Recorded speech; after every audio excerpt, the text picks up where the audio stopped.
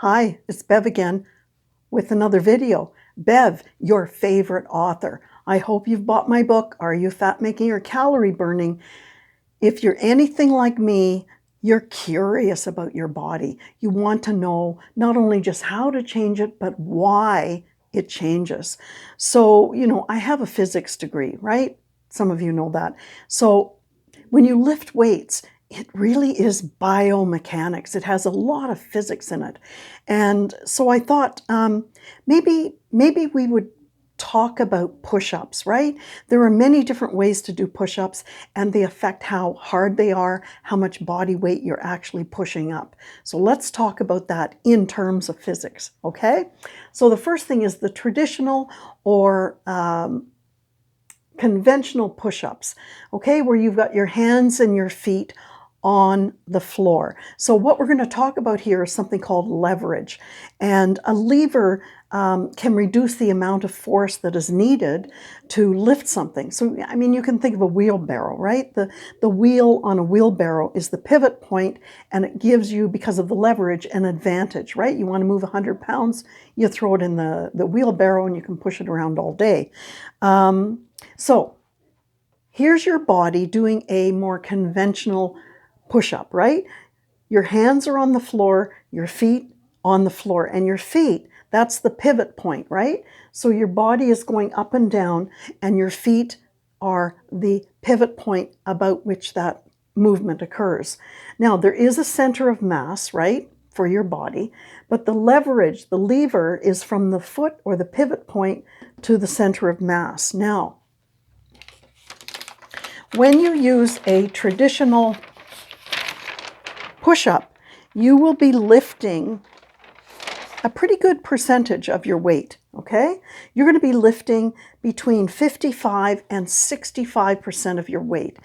Now, the reason there's a bit of a range is that at the top of the movement, you're not you don't have to deal with as much weight. You're 55. At the lower part, when you come down before you push up, you're actually sitting at 65% of your weight. So if you want to hold for a second, we talk about tempo, then hold at the bottom of the movement for 1 or 2 seconds, then do another push-up, okay?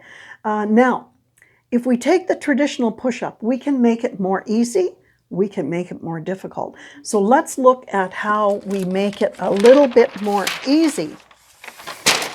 And again, it's physics, okay? So if you move the weight farther from your hands, then you're going to be pushing much less body weight. It can be anywhere from 10 to 40%.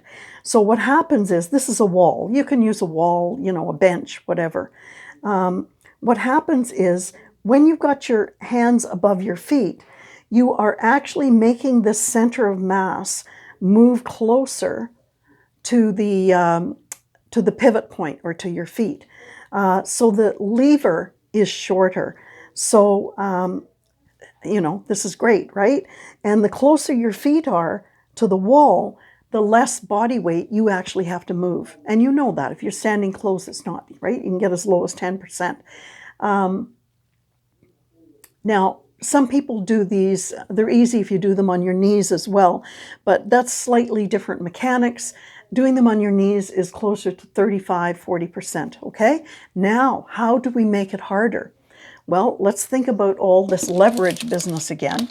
And what we want to do is move the weight in a different direction, okay? So over here, we move the weight farther from your hands. Here, we're going to move it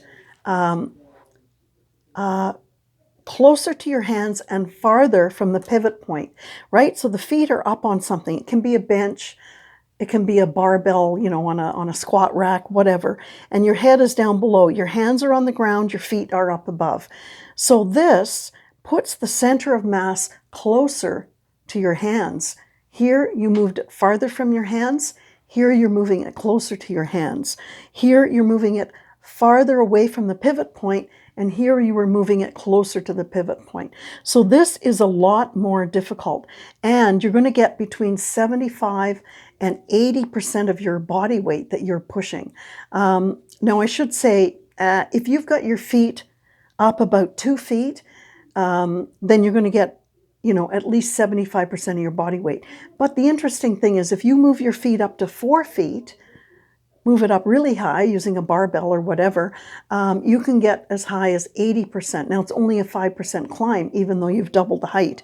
So it's not necessarily a ratio that's 1-to-1, right? So, again, it's all physics, okay? So it's the length of the lever. So if you shorten the lever or if you lengthen the lever, you can make it easier or more difficult. So I hope this has helped you, and have fun. See you in the next video. And don't forget to buy my book, okay? Bye-bye.